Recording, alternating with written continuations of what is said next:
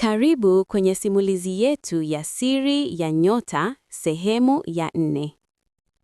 Baada ya Joseph kuokoka na kijiji kutulia, watu bado walibaki na swali moja kubwa.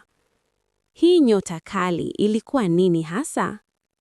Siku moja, mchungaji aliwaita Eric na Joseph pamoja na yule mwanamke aliyekuwa askari wa kike.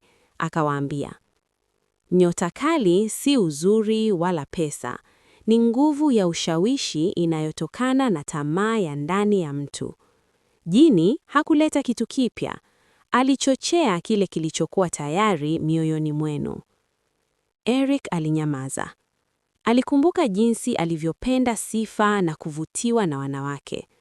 Joseph naye akainamisha kichwa, akikumbuka tamaa yake ya mafanikio ya haraka. Mchungaji akaendelea. Nyota kali huanza kama baraka, kipaji, uzuri, akili au uwezo wa kipekee. Lakini mtu akianza kuitumia kwa ubinafsi, ndipo inageuka kuwa mlango wa giza. Lakini usiku huo, Eric aliota ndoto nyingine. Alijikuta amesimama kwenye uwanda mkubwa wenye giza, na mbele yake kulikuwa na mwanga mdogo uking'aa juu angani. Sauti ile ile ya zamani ilisikika, lakini safari hii haikuwa ya kutisha, ilikuwa tulivu. Nyota haikuwa yangu, ilikuwa yako tangu kuzaliwa. Eric akauliza, basi kwa nini iligeuka kuwa laana?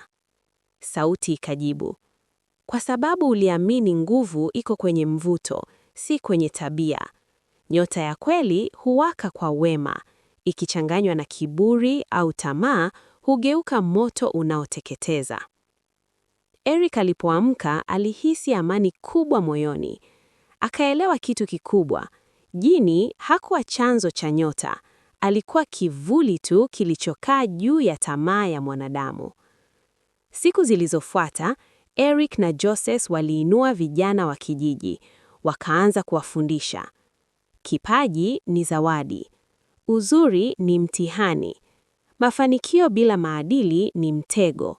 Na polepole, kijiji kikaanza kung'aa kwa njia tofauti. Sasa hakukuwa na mtu mwenye nyota kali kwa kuogopwa, bali kulikuwa na watu wenye tabia njema wanaoheshimika. Miaka ilipita. Na ukweli ukabaki wazi. Usikose sehemu ya mwisho ya simulizi yetu ya Siri ya Nyota Kali.